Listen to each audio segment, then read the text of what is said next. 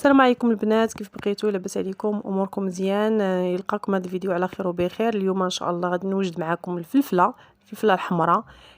كتجي على هذا الشكل هذا البنات كيف ما كتشوفوا. نمشيو ان شاء الله نشوفوا الطريقه ديال تحضير الفلفله.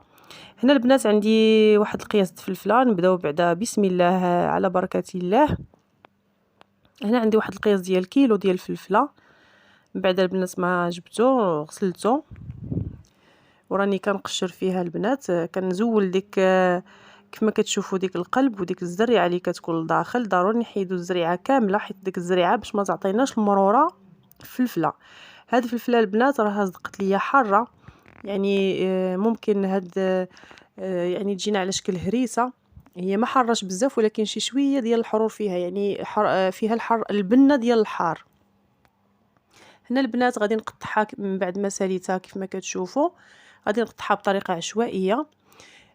قلت لكم البنات هاد الفلفله كنزيدوا ديك المعلقه في القطنيه ديالنا، اما في العدس، في اللوبيا، في زعلوك، تكتوكه، يعني فهادو في الحويجات اللي انا كنزيد فيهم هاد الفلفله هذه الحمراء، يعني اللي كتكون طبيعيه موجدينها في الدار، كنعرفوا شنو فيها.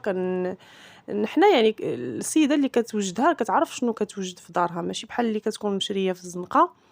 هنا البنات من بعد ما قطعتها غادي نديرها تسلق كيف ما كتشوفوا. ضروري كنحيد ديك اللي كتكون هابطه يعني ما غادي تضيع لنا الفلفله الاخرى.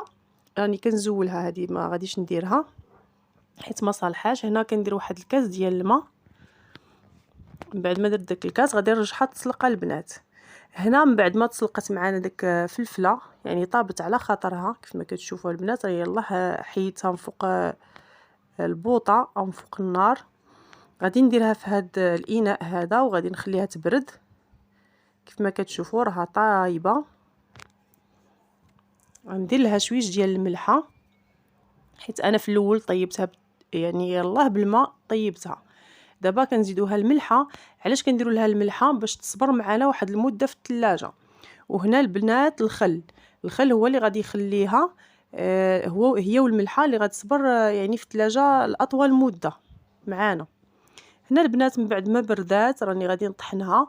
غنديرها في هذا الكاس ديال الطحانه الكهربائيه كيف ما غتشوفوا. غادي نطحنها حتى غتطحن مزيان، ما غنزيدها لا ما لا حتى شي حاجه، يعني غتطحن بداك الميها ديالها اللي فيها.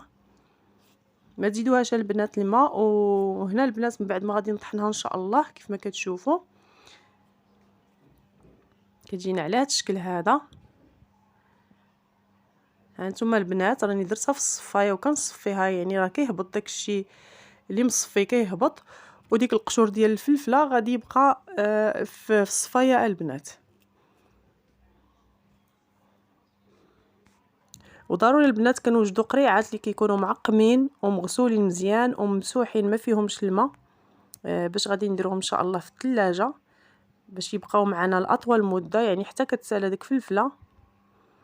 هنا البنات ملي كتكون الفلفله رخيصه راني كنشري واحد القياس اللي هو كبير، يعني انا لقيتها شويه مازال الثمن ديالها شويه طالع، خديت غير كيلو.